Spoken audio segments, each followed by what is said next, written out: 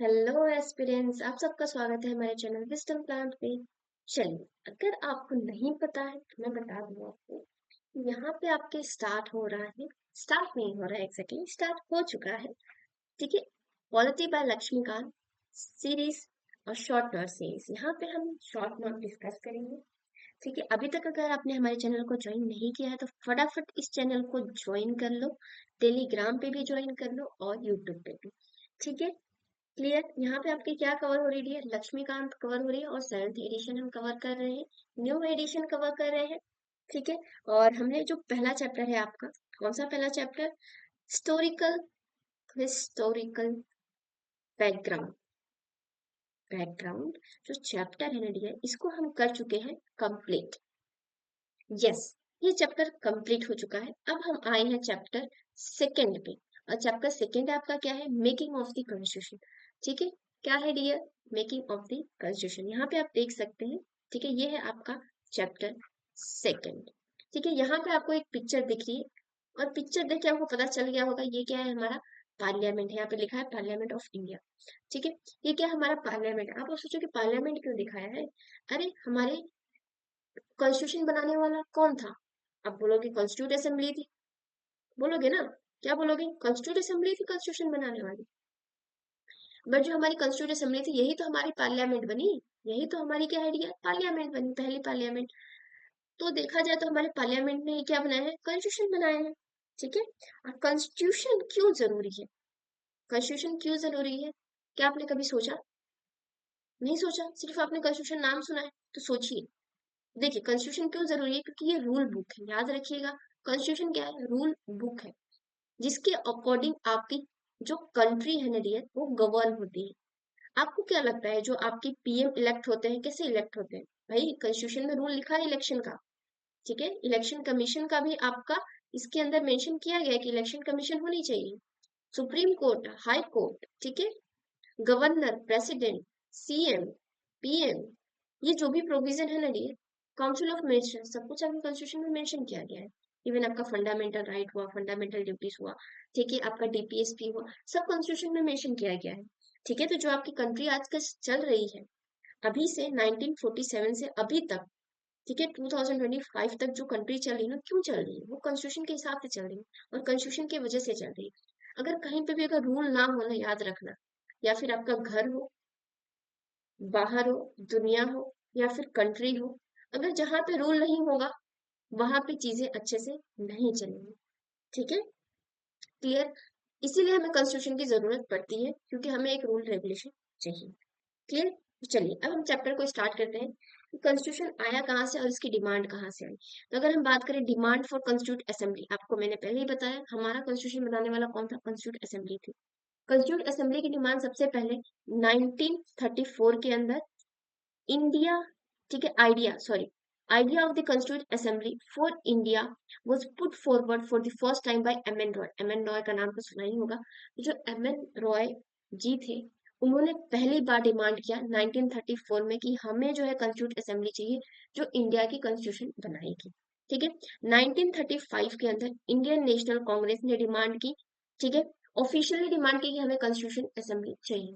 ठीक है, सबसे पहले कौन थे करने वाले? एम एन रॉय थे। उसके बाद आपकी इंडियन नेशनल कांग्रेस थी। फिर 1938 में जवाहरलाल नेहरू कहते हैं on the behalf of INC, INC की तरफ से वो डिक्लेयर करते हैं कि जो constitution of free India must be framed without outside interference by constitute assembly elected on the basis of adult franchise. मतलब यहाँ पे जवाहरलाल नेहरू ने ये कहा कि हमारे इंडिया का कॉन्स्टिट्यूशन जो है बनना चाहिए विदाउट इंटरफेरेंस ऑफ आउटसाइडर, मतलब किसी का हमें इंटरफेरेंस नहीं चाहिए। ठीक है, और जो कॉन्स्टिट्यूशन वो कौन बनाएगी? कॉन्स्टिट्यूट असेंबली बनाएगी। और कॉन्स्टिट्यूट असेंबली में लोग कौन होंगे? जिनको हम इलेक्ट करेंगे। क्या करेंगे डियर? याद रखिएगा, इलेक्शन होगा। और कैसे होगा? अडल्ट फ्रेंचाइजी होगी। ठीक है, मतलब सबको वोटिंग राइट मिलेगी और सब वोट करेंगे। Clear? The demand was finally accepted in the principle by the British government in what is known as a August offer. जो डिमांड थी कंस्टिट्यूट असेंबली की, ये ब्रिटेन ने एक्सेप्ट कर लिया। ठीक है, ठीक है, कब एक्सेप्ट किया? इसको अगस्त ऑफर कहा जाता है। 1940 में उन्होंने एक्सेप्ट किया कि okay, we will give you constitute assembly which are going to make a constitution. ठीक है, हम जो है आपकी कॉन्स्टिट्यूशन असेंबली बनाने की इजाजत देते हैं जो आपके कॉन्स्टिट्यूशन को बनाएगी। ठीक है, क्लियर? ऐसा उन्होंने बोला। क्लियर क्लियर, किसने बोला? तो ब्रिटिश के लोगों ने बोला। ठीक है, क्लियर। चलिए अब चलते हैं नेक्स्ट पॉइंट पे। नेक्स्ट क्या है कि 1942 में सर स्टेफोर्ड क्रिप्स मिशन आता है, और इसको जो है मुस्लिम लीग जो है बहुत ज्यादा इसको अपोज करती है। ठीक है, इसलिए जो ये कॉन्स्टिट्यूट असेंबली नहीं बना पाती। फिर उसके बाद आते हैं कैबिनेट मिशन वन आता है, जो इंडिया में आता है, और ये जो है आपकी कॉन्स्टिट्यूट असेंबली की जो है इजाजत देता है, जो बनाता है, जिस जो थोड़ी बहुत जो है आपका मुस्लिम जो लीग होती है वो थोड़ी बहुत सेटिस्फाइड होती है इससे, बट इसको स्टिल ये अपोज करती है इसको। ठीक है, क्लियर। और क्रिप्स मिशन को इसलिए मुस्लिम कम्युनिटी ने, मतलब कि जो आपकी मुस्लिम लीग है उसने अपोज किया था। रीजन बिहाइंड इज दैट वो चाहते थे कि जो इंडिया के, जैसे कि दो डोमिनियन में डिवाइड हो, दो डोमिनियन मतलब पाकिस्तान बने और इंडिया बने। ठीक है, वो अलग से पाकिस्तान चाहते थे, और कहते थे कि जो पाकिस्तान जो बनेगा उसके लिए हमें अलग कॉन्स्टिट्यूट असेंबली चाहिए जो हमारे कॉन्स्टिट्यूशन को बनाएगा, ये उनकी डिमांड थी। ठीक है, अब आता है कंपोजिशन ऑफ कॉन्स्टिट्यूट असेंबली। जैसे कि हमने बताया कैबिनेट मिशन आके कॉन्स्टिट्यूट असेंबली का फॉर्मेशन कर देता है। ठीक है, इसको आपको मंजूरी दे देता है। तो इसके अंदर कंपोजिशन मतलब इसके अंदर क्या क्या था, ठीक है, कितनी सीटें थी, कौन था, कब इलेक्शन हुआ, ये हम जानेंगे। ठीक है, अगर हम बात करें टोटल स्ट्रेंथ की, तो कॉन्स्टिट्यूट असेंबली की टोटल स्ट्रेंथ थी आपकी 389। कितनी थी ये? 389 थी, जिसके अंदर से 296 जो सीट थी वो ब्रिटिश इंडिया पे, इंडिया को थी। अब सोचो कि ब्रिटिश इंडिया मतलब क्या? अरे वो इंडिया का एरिया जिसके ऊपर ब्रिटिश क्या कर रहे हैं, रूल कर रहे हैं। ठीक है, उसको हम बोलेंगे ब्रिटिश इंडिया। और 93 सीट जो थी आपकी प्रिंसली स्टेट को दी गई थी। अब प्रिंसली स्टेट मतलब कौन से लोग? अरे जिससे आज भी राजा रजवाड़े रूल कर रहे थे ब्रिटेन के टाइम पे। ठीक है, उनको जो है 93 सीटें दी गई थी। क्लियर। और 92 जो आपके मेंबर थे वो 11 गवर्नर प्रोविंस से आ रहे थे, और 4 जो मेंबर है ये आपके 4 चीफ कमिश्नर प्रोविंस से आ रहे थे। अब बोलोगे ये कैसा डिवीजन? अरे ये जो आपका 296 है ना, इसमें से जो आपके 292 लोग थे वो आपके 11 गवर्नर प्रोविंस से आएंगे। ठीक है, और इसमें से जो 4 लोग रह चुके हैं ना, 4 लोग बाकी वो जो है आपके 4 चीफ कमिश्नर प्रोविंस से आएंगे। ठीक है, ऐसा कहा गया। ठीक है, अगर हम बात करें कि सीट किसके अकॉर्डिंग दी गई थी, तो यहाँ पे जो सीट एलोकेशन था वो आपके प्रोपोर्शन के बेस पे था कि कितना पॉपुलेशन है। ठीक है, इसके बेस पे था, पॉपुलेशन के बेस पे उनको सीट एलोकेट की गई थी। ठीक है, जैसे कि Muslim, Sikh and general are except Muslim and Sikh, मतलब कि जो प्रोपोर्शन था। ठीक है, सीट किसको दी गई थी? मुस्लिम, सिख और जनरल के अंदर। और जनरल के अंदर कौन से लोग थे? एक्सेप्ट मुस्लिम और सिख। सिख और मुस्लिम को अगर हटा दोगे बाकी लोग जनरल कैटेगरी में आ रहे थे। क्लियर। अब वो वाली कैटेगरी में समझना, एससी और एसटी वाली। यहाँ पे अभी जो है ना आपके रिलीजियंस के बेस में जो ब्रिटेन ने, ब्रिटेन मतलब कि जो ब्रिटिश ने डिवाइड किया था ना इंडिया को on the basis of their religion, उसकी बात कर रहे हैं। जनरल मतलब आपके सिख और मुस्लिम को छोड़ के जनरल। ठीक है, क्लियर। इन लोगों के बीच में सीट आपका एलोकेट किया गया था। ठीक है, नेक्स्ट क्या है?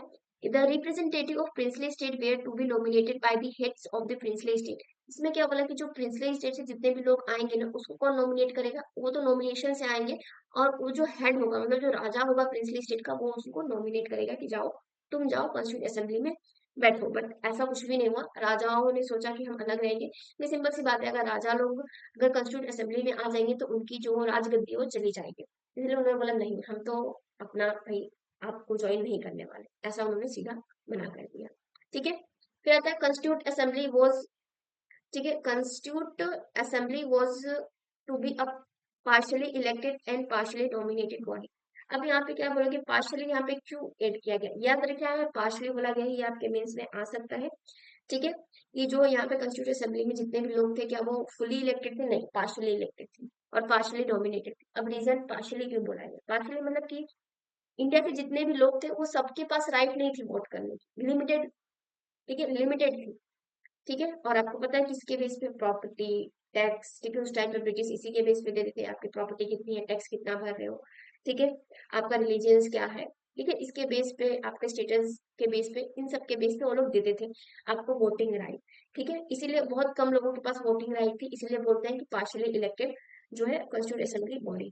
ठीक है, the election of Constituent Assembly for 296 seat was allocated to British India province were held in July and August 1946, मतलब यहाँ पे जो 290 सीट पे जो आपकी इलेक्शन था वो आपका हुआ था जुलाई अगस्त 1946 में हुआ था।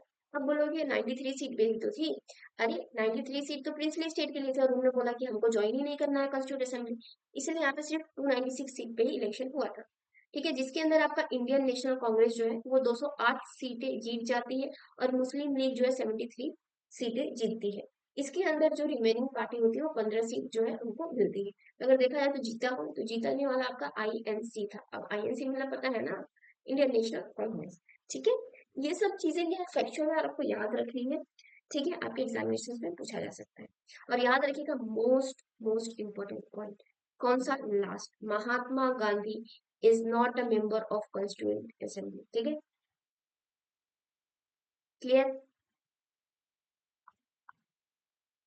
देखिए यहाँ पे जो है स्पेलिंग थोड़ी सी गलत है कंस्टिट्यूट की, यहाँ पे जो है मैंने करेक्ट स्पेलिंग लिख दी है। तो महात्मा गांधी जो है आपके कंस्टिट्यूएंट असेंबली के पार्ट नहीं थे। क्लियर, आपके कंस्टिट्यूएंट असेंबली के पार्ट नहीं थे। क्लियर, याद रखिएगा ये सबसे इंपॉर्टेंट पॉइंट है। यहाँ पे थोड़ी सी स्पेलिंग मिस्टेक है तो यहाँ पे मैंने करेक्शन करके लिखा है, ये कंस्टिट्यूट असेंबली। क्लियर, चलिए अब चलते हैं नेक्स्ट पॉइंट पे। नेक्स्ट पॉइंट क्या है, working of the constitute assembly. Working मतलब कि आपका जो कंस्टिट्यूट असेंबली थी उन्होंने वर्क क्या क्या किया था। Constitute assembly held it's first meeting on December 9, 1946। अगर हम बात करें कंस्टिट्यूट असेंबली की तो उसकी पहली मीटिंग होती है 9 दिसंबर 1946 को, याद रखना है ये डेट। इसके अंदर टोटल 211 लोगों ने अटेंड किया था। कितने, 296 में से कितने लोगों ने अटेंड किया था, 211 लोगों ने अटेंड किया था। डॉक्टर सचिदानंदा सिन्हा जो है ये टेम्परेरी प्रेसिडेंट बने थे। ठीक है, टेम्परेरी प्रेसिडेंट। डॉक्टर राजेंद्र प्रसाद को इलेक्ट किया गया था और ये आपके परमानेंट प्रेसिडेंट बने थे असेंबली के। ठीक है, एससी मुखर्जी और वीटी कृष्णमाचारी, ये दो लोगों को इलेक्ट किया गया था वाइस प्रेसिडेंट असेंबली के। तो याद रखिएगा असेंबली के दो वाइस प्रेसिडेंट थे आपके, एक थे एससी मुखर्जी और एक थे आपके वीटी कृष्णमाचारी। ठीक है, क्लियर। अब चलते हैं नेक्स्ट पॉइंट पे। नेक्स्ट पॉइंट पे आता है हमारा ऑब्जेक्टिव रेजोल्यूशन, बहुत ही इंपॉर्टेंट। और इसको पास करने वाले कौन थे, हमारे नेहरू थे, जवाहरलाल नेहरू। और इसको कब पास किया गया था, ऑन December 13, 1946 के अंदर आपका ऑब्जेक्टिव रेजोल्यूशन पास किया जाता है कॉन्स्टिट्यूंट असेंबली को। इसको पास करने वाले जवाहरलाल नेहरू थे, इंट्रोड्यूस करने वाले। ठीक है, जिसको आप ऑब्जेक्टिव रेजोल्यूशन के नाम से जानते हैं। अब यहाँ पे बोलोगे दीदी यहाँ पे अपने प्रियम्बल क्यों लगा दिया, याद रखिएगा ऑब्जेक्टिव रेजोल्यूशन का मॉडिफाइड वर्जन है आपका प्रियम्बल। पूछा जाता है क्वेश्चन कि ऑब्जेक्टिव रेजोल्यूशन का जो इंस्पिरेशन है वो किसमें देखने को मिलता है, याद रखिएगा प्रियम्बल। या फिर ये क्वेश्चन आता है कि ऑब्जेक्टिव रेजोल्यूशन का मॉडिफाइड वर्जन क्या है, तो ये आप याद रखिएगा प्रियम्बल। ठीक है, इसीलिए ये प्रियम्बल मैंने यहाँ पे आपका अटैच किया है। ठीक है, क्लियर। जब हम प्रियम्बल चैप्टर भी है, जब हम प्रियम्बल चैप्टर पढ़ेंगे उसके अंदर हमें डिटेल देखेंगे। अभी इसके अंदर आपको कुछ नहीं दिख रहा होगा, मुझे तो बहुत दिख रहा होगा क्योंकि इसकी यहाँ पे जो लाइन स्टार्ट होती है we the people of India. ठीक है, we the people of India मतलब कि यहाँ पे मैं इसका मीनिंग बता देती हूँ। यहाँ पे लिखा है पहली लाइन जो होती है ना प्रियम्बल का वो होता है वी द पीपल, PEOPLE। ठीक है, people, people of India. Clear, we the people of India. We the people of India का मतलब ये है कि जो कॉन्स्टिट्यूशन की पावर है, ठीक है, जो कॉन्स्टिट्यूशन की पावर है, जो अथॉरिटी है वो कहाँ से आती है आपके लिए, लोगों से आती है। लोगों मतलब पीपल से आती है। ठीक है, किससे आती है, इंडिया के लोगों से आती है। कभी पूछा जाए कि जो कॉन्स्टिट्यूशन का पावर है किससे आता है, तो याद रखिएगा हमसे आता है, हम लोगों से आता है, मतलब पीपल ऑफ इंडिया से आता है। ठीक है, इसीलिए पहला लाइन लिखा है we the people of India. अब आते हैं ऑब्जेक्टिव रेजोल्यूशन का पॉइंट क्या था, ऑब्जेक्टिव क्या था। ठीक है, मतलब ऑब्जेक्टिव रेजोल्यूशन का ऑब्जेक्टिव क्या था, पहला ऑब्जेक्टिव ये था आपका all power derive from people. क्या है कि जो भी पावर है वो किससे आएगा, लोगों से आएगा। क्योंकि आपको पता है ब्रिटेन के लोग जब यहाँ पे आए थे, जब ब्रिटिश आए थे, उन्होंने क्या किया था, लोगों को पावर ही नहीं दिया था। उन्होंने लोगों को एकदम खून चूस लिया था। ठीक है, और लोगों को टॉर्चर करते थे। इसीलिए बोला गया कि जब लोग आजाद हुए थे उन्होंने बोला कि जो भी पावर होगी वो लोगों से ही आएगी।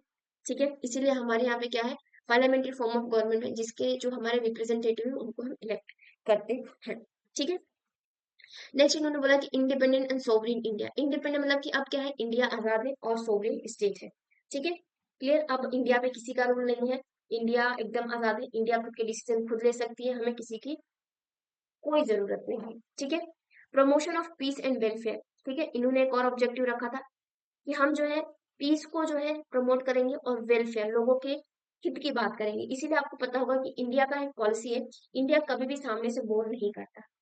इंडिया नेवर अटैक फर्स्ट, यह आपने सुना होगा। क्यों? क्योंकि हमारी पॉलिसी है पीसफुल पॉलिसी, वेलफेयर पॉलिसी। ठीक है। नेक्स्ट है आप safe guard for the minorities, tribal and backward classes. यहाँ पे जो है ये फीचर, ठीक है, यहाँ पे मैं पेन चेंज कर लेती हूँ, ठीक है, क्योंकि ऑफकोर्स दिख नहीं रहा होगा, ब्लू ब्लू हो चुका है। ठीक है, चलिए। तो यहाँ पे जो आपका ये फीचर कि हम सेफ गार्ड देंगे किसको, माइनॉरिटीज को, ट्राइबल एरिया को, बैकवर्ड क्लासेस को, जिसके अंदर आपको देखने को मिलता है रिजर्वेशन। रिजर्वेशन जो है आपको देखने को मिलता है, ये क्या है, ये सेफ गार्ड है माइनॉरिटीज की। ठीक है। Freedom of thought and expression, freedom of thought and expression article 19, जो आपको फ्रीडम देता है, आप कुछ भी बोलो, आप अपना एक्सप्रेस कर सकते हो, कुछ भी बोलो, मतलब ऐसा नहीं कि आप कुछ भी बोल दो। ठीक है, बट मतलब कि आप अपनी फ्रीडम है आपके पास, अगर आपको गवर्नमेंट की बातें अच्छी नहीं लगे तो आप गवर्नमेंट को क्रिटिसाइज कर सकते हो। इसी को बोलते हैं फ्रीडम ऑफ स्पीच एंड आपका एक्सप्रेशन एंड थॉट। ठीक है। फिर आता है आपका जस्टिस। जस्टिस जो आपका कौन देता है dear, supreme court, high court, district court. ठीक है, ये सब आपको जस्टिस देती है, सोशल बेस पे, पॉलिटिकल बेस पे और इकोनॉमिक बेस पे। सिर्फ आपकी सुप्रीम और हाई कोर्ट नहीं, कॉन्स्टिट्यूशन भी आपको जस्टिस प्रोवाइड करता है, जैसे कि राइट टू रिलीजियंस। ठीक है, राइट टू रिलीजियंस है आपका, कौन से आर्टिकल 25 से लेकर 28 के अंदर। ये क्या है आपका, जस्टिस ही है, रिलीजियंस जस्टिस है। ठीक है, सोशल जस्टिस जो आपका सोशल जस्टिस है। ठीक है। पॉलिटिकल में आएगा कि सबको, पॉलिटिकल में जैसे कि आपका क्या आएगा, इसकी इलेक्शन, सबको सेम राइट है इलेक्शन इलेक्शन देने का। ठीक है, मतलब आप 18 के बाद जितने भी लोग इंडिया में प्रेजेंट है वो क्या कर सकते हैं, मतलब सिटीजन होने चाहिए। ऐसा नहीं कि आप अमेरिका से लोग आ जाओ और इंडिया में आके वोट भी नहीं, इंडियन सिटीजन जो है जिनकी उम्र 18 साल हो चुकी है उनके पास राइट टू वोट है। आप उनको डिस्क्रिमिनेट नहीं कर सकते कि नहीं आप इस कास्ट से हो तो आपका रिलीजियंस अलग है, या फिर आप रेशियल डिस्क्रिमिनेशन नहीं कर सकते कि काला है तो नहीं देगा, गोरा है तो वोट देगा, मतलब आप ऐसा कुछ भी नहीं कर सकते। ठीक है, क्लियर। तो ये क्या है, आपको social, political and economical right और जस्टिस देखने को मिलता है। क्लियर। और यही एम था आपके ऑब्जेक्टिव रेजोल्यूशन का, जो कि इंडिया के कॉन्स्टिट्यूशन में बहुत अच्छे से फुलफिल किया है। ठीक है, क्लियर। तो ये पॉइंट जितने भी बताए आपके ऑब्जेक्टिव रेजोल्यूशन को, ये याद रखना है। ठीक है, और यही इंस्पिरेशन आपको किसमें देखने को मिलेगा, तो प्रियम्बल के अंदर देखने को मिलेगी। ठीक है, क्लियर। चलो मैं एक बार रफ कर देती हूँ, जिससे आप क्या करो, एक बार स्क्रीन को पोज करके और फटाफट अगर आप पॉइंट लिख रहे हो तो इसको आप एक बार लिख लेना। ठीक है, ये तो आप कुछ दिखेगा नहीं, सोचोगे दीदी ने क्या कर दिया, कुछ भी दिख नहीं रहा, नोट्स तो सही से बन नहीं पा रही है हमारी। तो इसीलिए थोड़ा बहुत मैं यहाँ पे इरेज कर देती हूँ, जिससे आप नोट जो है थोड़ा अपने अच्छे से बना सकते। ठीक है, चलिए इतने में तो आपकी नोट बन जाएगी। क्लियर। चलो नेक्स्ट पॉइंट क्या है, चेंज बाय इंडिपेंडेंस एक्ट। मतलब यहाँ पे क्या गया, जो इंडिपेंडेंस एक्ट था 1946, इसमें थोड़ी सी चेंजेस की गई, जैसे कि assembly was made fully sovereign body. Fully sovereign body मतलब कि इंडिया की जो अभी कंस्टिट्यूट असेंबली थी उसको आजादी दे दी गई कि आपको जो भी कंस्टिट्यूशन दुनिया में, जो भी कंस्टिट्यूशन आप अडॉप्ट करना चाहते हो आप अडॉप्ट कर सकते हो। आप आजाद हो, अपने लॉ बना सकते हो, अपना डिसीजन बना सकते हो। ठीक है, मतलब कि असेंबली को एक सोवरेन बॉडी बना दी गई। ठीक है, it separate the function of assembly till 26 नवंबर 1948। मतलब यहाँ पे जो है आपका असेंबली के दो फंक्शन दिए गए। एक थी आपकी असेंबली जो है वो करेगी आपकी कॉन्स्टिट्यूशनल बॉडी हो, कॉन्स्टिट्यूशनल बॉडी मतलब क्या, कॉन्स्टिट्यूशनल बॉडी मतलब कि ये कॉन्स्टिट्यूशन को बनाएगी। ठीक है, दूसरी ये क्या होगी, लेजिस्लेटिव बॉडी होगी। लेजिस्लेटिव बॉडी मतलब क्या, कि ये लॉ बनाएगी। क्योंकि सिंपल सी बात है, लोगों को रेगुलेट करने के लिए लॉ तो होना चाहिए, नहीं तो लोग क्या हो जाएंगे, कमांड के बाहर हो जाएंगे, इंडिया की सिचुएशन खराब हो जाएगी। ठीक है, सब अपनी मनमानी करने लगेंगे, आजाद हुए हैं तो सब ना अपने मन की करेंगे। बट नहीं, ऐसा नहीं है, अपने मन की करो। बट क्या,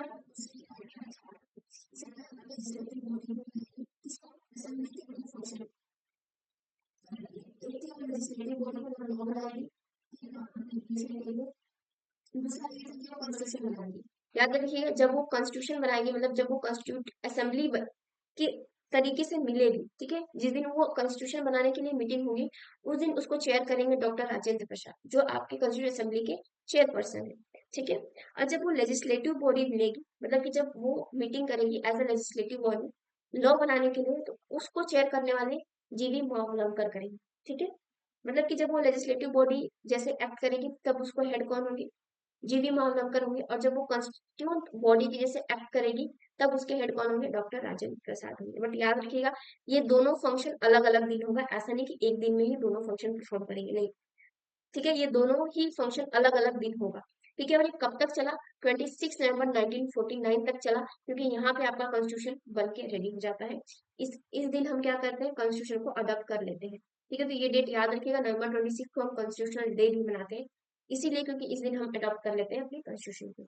ठीक है, the Muslim league member withdraw from the constituent assembly for India. आपको पता है कि नहीं, आपका डिवीजन हो जाता है इंडिया का, पता है कि नहीं, है ना, आपका पाकिस्तान बन जाता है। जो मुस्लिम लीग के मेंबर होते हैं ना, इंडिया के कॉन्स्टिट्यूंट असेंबली में से क्या कर सकते हैं, अपनी सीट को ले लेते हैं। ठीक है, तो जो स्ट्रेंथ होती है आपकी 389, वो आपकी 299 हो जाती है, घट जाती है। ठीक है, 389 से क्या हो जाती है, ये 299 पे आ जाती है, क्योंकि जो मुस्लिम लीग के लोग थे उन्होंने क्या कर लिया, अपनी सीट को यहाँ से हटा लिया, क्योंकि भाई सिंपल सी बात है, पाकिस्तान बन चुका है, अब वो पाकिस्तान में जाएंगे, इंडिया के कॉन्स्टिट्यूंट असेंबली में सीट लेके क्या ही करेंगे। ठीक है, उनको रहना पाकिस्तान में, इसलिए उन लोगों ने क्या किया, अपनी सीट को ले लिया। क्लियर, अब देखते हैं कि अदर फंक्शन क्या परफॉर्म किया जा रहा था। अदर फंक्शन ये था कि it rectified the Indian membership of the Commonwealth in May 1949। मतलब कि जो कॉमनवेल्थ होता है इसमें जो है इंडिया ने मेंबरशिप ली 1949 में। ठीक है, मई में।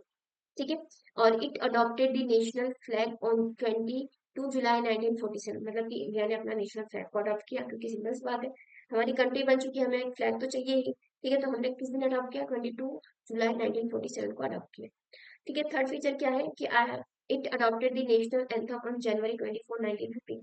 1915 में जनवरी 24 को हमने अडॉप्ट कर लिया अपने नेशनल एंथम को। फिर सेम डेट को हमने अडॉप्ट किया नेशनल सॉन्ग को। ठीक है, आपको पता है नेशनल एंथम क्या है, नेशनल एंथम आपका जन गण मन है। ठीक है, और अगर हम बात करें नेशनल सॉन्ग की तो वो आपका वंदे मातरम। ठीक है, क्लियर। और वंदे मातरम को किसने लिखा था, बताओ। चलो ये आपका क्वेश्चन है, वंदे मातरम को किसने लिखा। ठीक है, अब आते हैं फिफ्थ पॉइंट में। फिफ्थ पॉइंट क्या था, it elected the doctor Rajendra Prasad as first president of India on the January 24 1950। मतलब कि आपके जनवरी 24 1915 के अंदर आपके जो डॉक्टर राजेंद्र प्रसाद जो है वो बन जाते हैं हमारे इंडिया के पहले प्रेसिडेंट। ठीक है, clear. The constituent assembly had 11 session over 2 years 11 months and 18 days। मतलब जो कॉन्स्टिट्यूट असेंबली है उसने कितने सेशन किए थे, 11 सेशन किए थे। ठीक है, इसने 2 साल लिया था, 11 मंथ लिया था, और 18 दिन लिए थे कॉन्स्टिट्यूशन को बनाने के लिए। ठीक है, कितने लिए थे, 2 साल 11 महीने 18 दिन लिया था इंडिया के कॉन्स्टिट्यूशन बनाने के लिए। और याद रखिएगा इंडिया का जो है ना कॉन्स्टिट्यूशन वो सबसे लेंथीएस्ट है, लंबा है, सबसे लेंथीएस्ट कॉन्स्टिट्यूशन है दुनिया का। ठीक है, और सबसे ज्यादा टाइम लिया था, क्योंकि 2 साल 11 मंथ 18 दिन लिए थे, और इसके अंदर 11 सेशन हुआ था। ठीक है, अगर बात करें कि कॉन्स्टिट्यूशन बनाने के लिए टोटल खर्चे कितने आए थे, तो वो था आपका 64 लाख। कितना दिए, 64 लाख खर्चे किए गए थे आपके कॉन्स्टिट्यूशन बनाने के लिए। ठीक है, क्लियर। ये कुछ फैक्चुअल चीजें हैं जो आपको याद रखनी है। ठीक है, क्लियर। तो चलिए आज हमने कवर कर लिया अपना हाफ शिफ्ट, जिसके अंदर हमने अपना अदर फंक्शन देखा। ठीक है, ऑब्जेक्टिव रेजोल्यूशन देखा। ठीक है, और आपकी कॉन्स्टिट्यूशन असेंबली देखा। ठीक है, सीटें देखी, इलेक्शन देखे। ठीक है, क्लियर। तो यहाँ पे जो है हमारा आज का लेक्चर कंप्लीट होता है। ओके, और थोड़ा सा वेट करो, क्यों, क्योंकि ये तो जान लो कि अगला लेक्चर किस पे आने वाला है। तो जो अगला लेक्चर है डियर वो आने वाला है आपकी कमिटीज पे, ये इंपॉर्टेंट है। ये मैचिंग दी फॉलोइंग जो होता है आपका यूपीएससी में मैच दी फॉलोइंग होता है, जिससे आपके एमसीक्यूज में नहीं आता है, बट जो as a match the following type में आता है, और आपके स्टेट पीसीएस में इसमें से डायरेक्ट क्वेश्चन आता है। ठीक है, क्लियर। ये कमिटी के हेड कौन है, ये कमिटी क्या है, ये जो है हम नेक्स्ट वीडियो में जानेंगे। इसमें मेजर और माइनर कमिटी कौन है। ठीक है, ये हम आगे के आने वाले लेक्चर में डिस्कस करेंगे। ठीक है, तो इस लेक्चर के बाद वो लेक्चर भी आपको अटेंड करना है। क्लियर। तो अगर आपने अभी तक चैनल को ज्वाइन नहीं किया तो फटाफट सब्सक्राइब बटन पे क्लिक करो, सेशन को लाइक करो, और अपने दोस्तों के साथ शेयर करो जो प्रिपरेशन कर रहे हैं आपकी यूपीएससी। ठीक है, स्टेट पीसीएस। ठीक है, स्टेट पीसीएस एंड आपकी जो एसएससी एग्जाम होती है, फिर अदर गवर्नमेंट एग्जामिनेशन, क्योंकि ये जो टॉपिक है ना डियर, गवर्नमेंट और आपके पॉलिटी, ये तो आता ही आता है। जीएस जो होता है ना वो सब नहीं आता है। ठीक है, तो चलो मिलते हैं नेक्स्ट वीडियो में, तब तक आपको ध्यान रखना है, और जो चीज मैंने आपको बोला है वो तो जरूर करना है, लाइक शेयर सब्सक्राइब। ठीक है, टाटा, बाय बाय।